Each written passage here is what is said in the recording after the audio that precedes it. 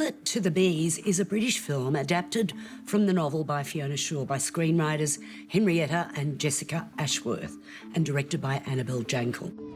Set in Scotland in 1952, it tells the story of Lydia Holiday Granger, the mother of Charlie Gregor Selkirk, whose husband Robbie, Eamon Elliott, has left for greener pastures. When Charlie's beaten up after school, his cousin Annie, Lauren Lyle, takes him to the new and only doctor in town, Jean Markham, Anna Paquin, who's returned to her home village after the death of her doctor father. He kept bees in the garden and Charlie becomes entranced by them. She likes you. When Lydia loses her job at the mill and is evicted from her home, Jean takes her in as a housekeeper, giving Charlie a home close to the bees. You know, my father used to say, you should tell the bees your secrets, then they don't fly away. Do you tell the bees your secrets? I used to. Did it work? Well, they're still here. A love affair develops between the two women, which will have repercussions for everyone concerned. The film's been turgidly handled by Annabel Jankel, not helped by a banal screenplay. It's very hard for any of the performances to emerge with much credit from the film. Perhaps young Gregor Selkirk is the most convincing. The events are largely seen through young Charlie's eyes. Holiday Granger is beautiful, but the character she plays, Lydia, is hard to make convincing.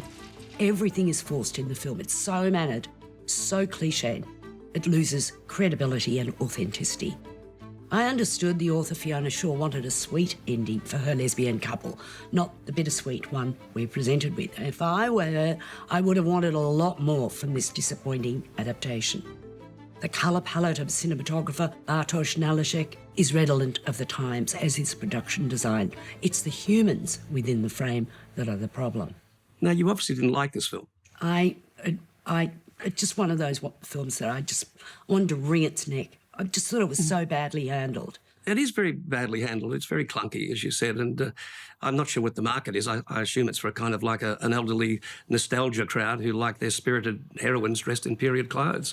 You know. Oh, well, the Gay and Lesbian Film Festival, but I would have thought that, they would want, pretty good films for their festival. I thought the first half was kind of bearable.